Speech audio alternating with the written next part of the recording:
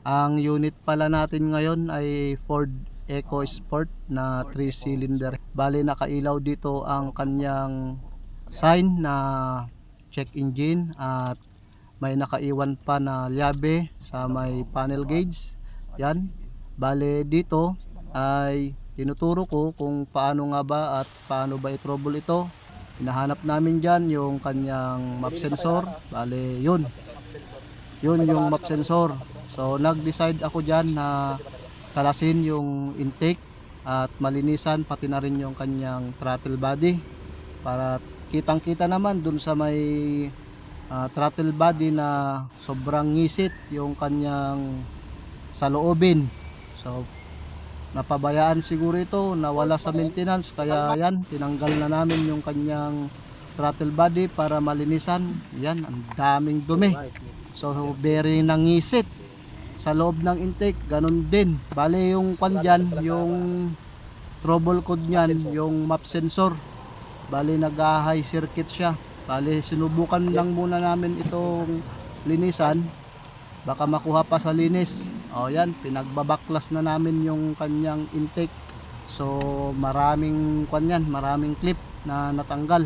At pagkatapos natanggal yung intake, bale tinanggal ko na yung mismong naglolokong sensor. Yan mismo yung map sensor na yan. Kitang kita naman sa video, talagang madumi na po yung kanyang map sensor.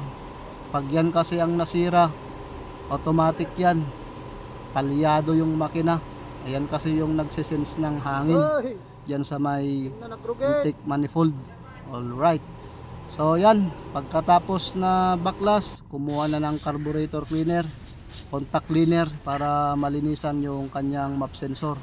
Bali pinugsi-pugsitan ko na ng contact cleaner yung kanyang map sensor para malinisan at malaman kung may pagbabago ba yung kanyang makina, kung iilaw pa ba yung kanyang check engine at yung kanyang C manual na lyabe doon sa kanyang panel gauge.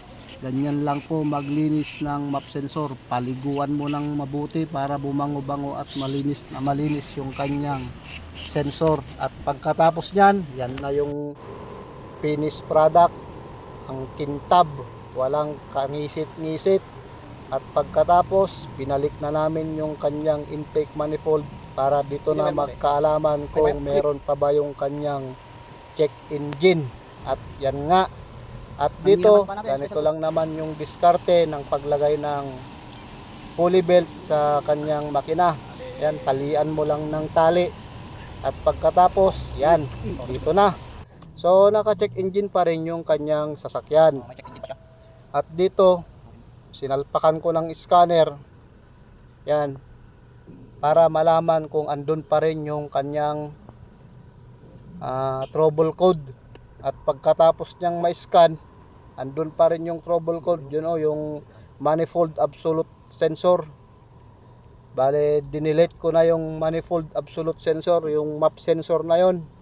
At pagkatapos na delete, ayan, syempre, pinaandar at i-revolution kung magpapakita pa ba yung kanyang check engine at yung kanyang lyabe. Ayan, salamat sa panonood. Goods na goods na.